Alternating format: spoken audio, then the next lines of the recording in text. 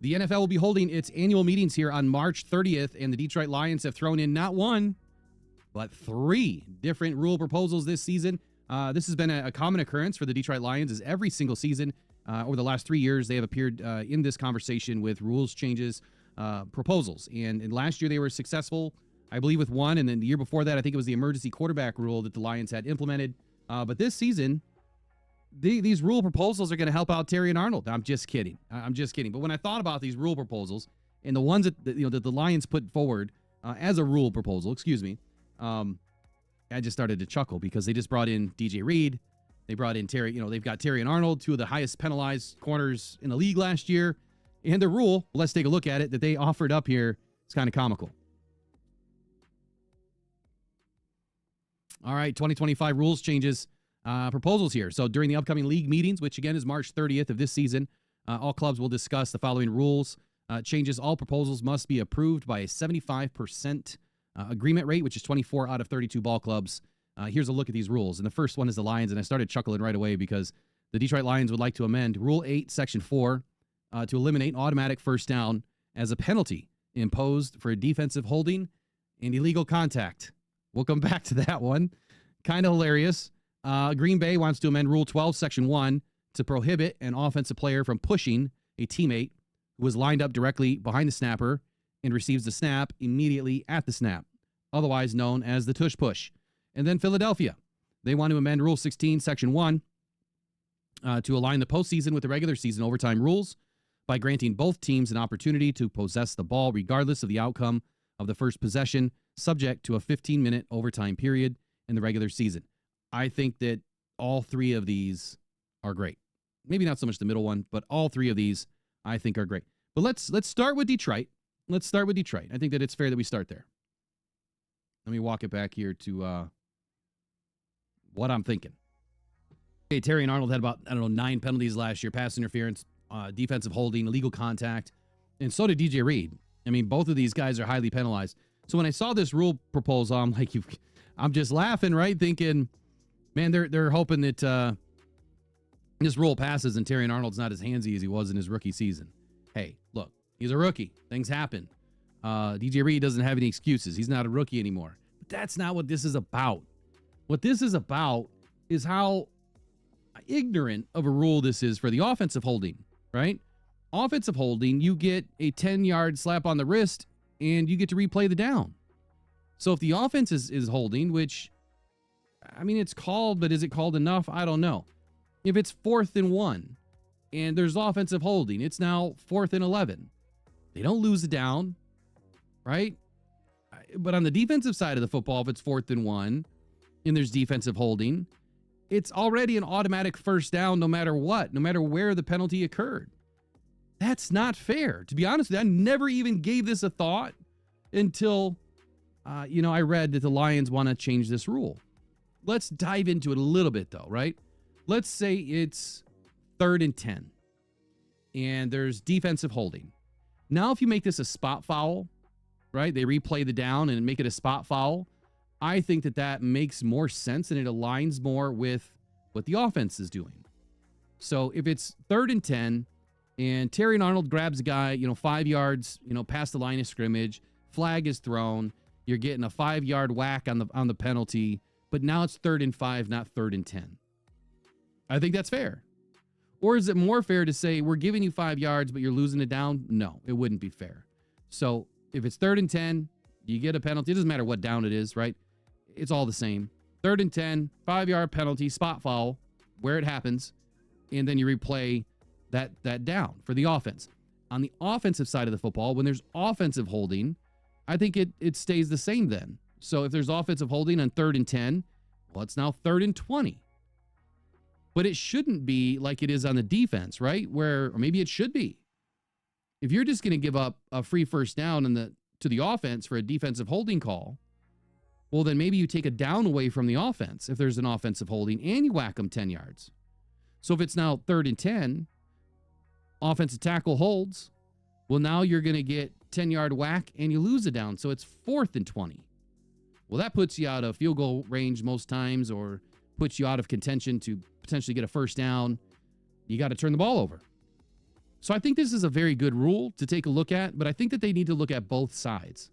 I think that the Lions maybe missed this a little bit. They should have joined it up with the offensive side of the football and made sure that both rules aligned, because holding is holding is holding. And in either way, that you look at this or slice the pie up, both sides of the football can have a dramatic effect on the game. And I nowhere have I ever thought that defensive holding should ever be a first down. Pass interference, typically is, because that happens usually down the field and it's more than 10 yards down the field anyway. That one makes a little bit more sense. Defensive holding should be a spot foul, replay the down. Offensive holding should be a 10-yard penalty, replay the down. Keep them the same, right? Keep them as close together as possible. Let's move on to the next one.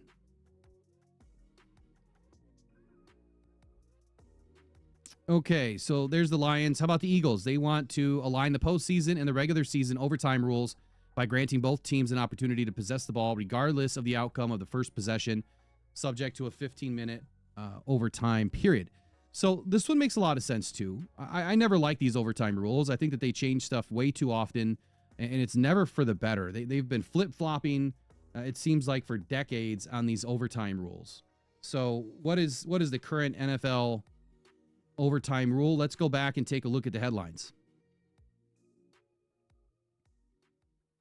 Okay, so here's what it says. This is the Section 1 of the overtime procedures. And here, let me dial this up. There you go. Section 1, overtime procedures. So score is tied. If the score is tied at the end of regulation, playing time of all regular season and postseason NFL games, a system of modified sudden death overtime shall be in effect pursuant to the following. 1, end of regulation. Playing time, the referee shall immediately toss a coin at the center of the field in accordance with the rules pertaining to a usual pregame coin toss. It's no different. The visiting team captain is to, again, call the toss. So for the overtime rules themselves, following an intermission of no more than 3 minutes after the end of the regular season game, an extra period of 10 minutes shall commence. The following shall apply. Both teams must have the opportunity to possess the ball once during the extra period, unless the team that receives the opening kickoff scores a touchdown on the initial possession, in which case it is the winner. And that is what they are trying to change. The Philadelphia Eagles want to make sure that if you go down the field, you possess the ball first and you score a touchdown, you don't win. Nope, the other side has to or must have an opportunity to possess the football and give themselves an opportunity to tie the game up. And this makes total sense to me. I think that there needs to be more clarity with this stuff, but most importantly, why would you play an entire game to then have a lopsided outcome when both teams don't get an opportunity to score, right? This isn't sudden death anymore. In my opinion, both teams need to be able to possess the football at a minimum, right? And it doesn't happen sometimes. So think about sloppy football games, if it's wet or if it's snowing, that can really impact a game where both teams most likely would score if they both had an opportunity to possess the football. So I think that this makes a lot of sense. I'm all in for it. I think that Philadelphia has a good opportunity here. I think a lot of ball clubs are going to get on the same side as this one. Let's look at the next rule. Okay, so the Green Bay Packers, they would like to adopt or amend Rule 12, Section 1, to prohibit an offensive player from pushing a teammate from behind. And this is exactly what it is, right? This is the Tush push. They want to eliminate it. I've really never taken a stance on the Tush push. I think that all teams could use it. Like, if they wanted to, they could definitely do it. I don't think that there's one team out there that just does it better than another. I think that if you have the right size football players, everybody can make it happen. I do believe there's an element of player safety in this, that someone can get injured just by the way that they go about doing this play. You can see where if you're pushing someone and maybe, something happened during the play and that player stuck and you're still pushing, that player could probably get really hurt, whether it's a neck, head, arm, leg, whatever. If you're pushing against the grain, that grain ain't moving, that player's probably going to get hurt. So thankfully it hasn't happened yet. Look, I think this is a silly way to play football, but then again, football is all about doing something better than your opponent. I don't know. I'm in the middle on this one. I guess I really don't have an opinion. Sorry. Not really much of an opinion on this one.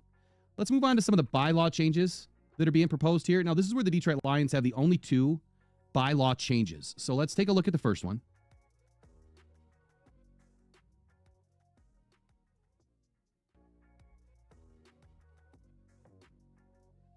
Okay, so the Detroit Lions want to effectively do away with losing players to injury.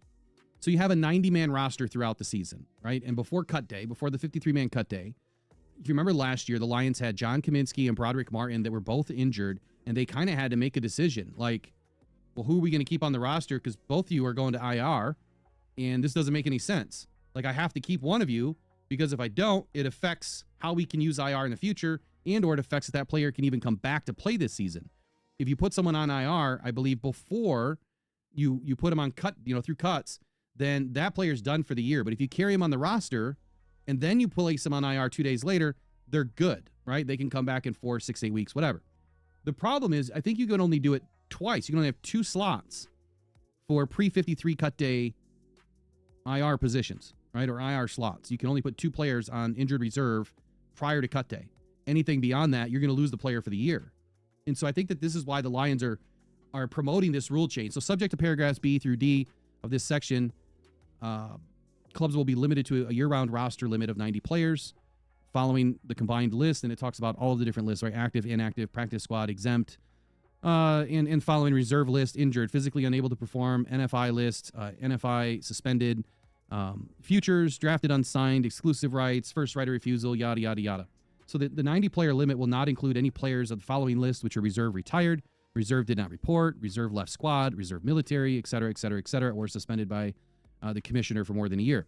Any players, though, placed on injured reserve prior to the roster reduction. Now, this is an old bylaw. I'm not sure why they haven't updated this, or why, when I got this from the NFL Constitution and Bylaws site, that I got an old copy, because it's not done this way anymore. We don't have a 75-man cut day anymore. It goes straight from 90 to 53.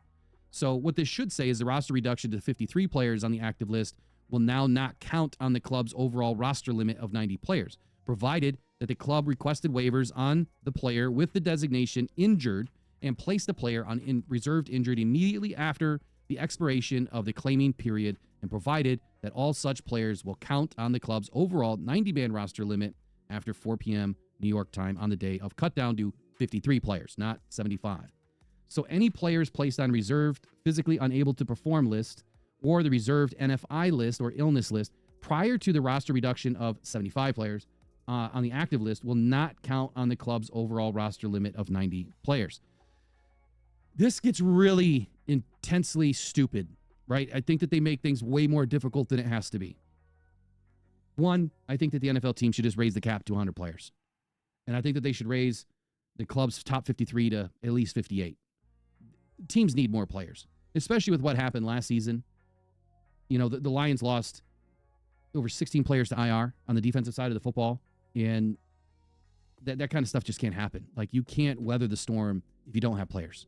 You need to have a reserve that, yeah, maybe these players are getting $500K, just to hang out on a roster, right? It's like your training roster. I don't even know what you would call it, but they should be able to have another 5 or 6 guys that they're paying a minimum amount of money, that they can go wherever they want, whenever they want to go, somewhere else. They can be picked up, traded, whatever, but they get paid something just to be on call, if you will. They're on call, but they work for the Detroit Lions. That's what they need. But this makes a lot of sense. So with what the Lions went through last year, they're clearly trying to get ahead of it by making sure that they have enough players to get through a season and not be faced with the same situation that they were in last year, which is like chocolate or vanilla. Which one am I going to keep? I don't know which one I want to eat. I'm gonna eat them both.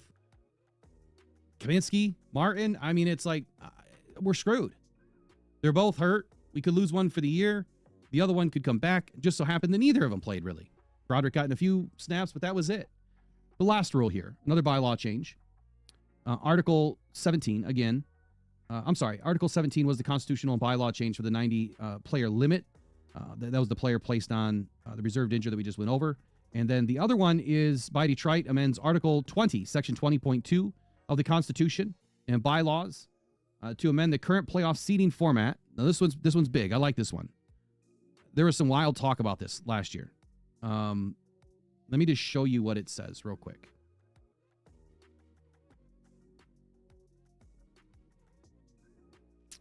So right here, they want to make sure that amending the playoff seeding format to allow the wild card teams to be seeded higher than divisional playoff or division champions if the wild card team has a better regular season record.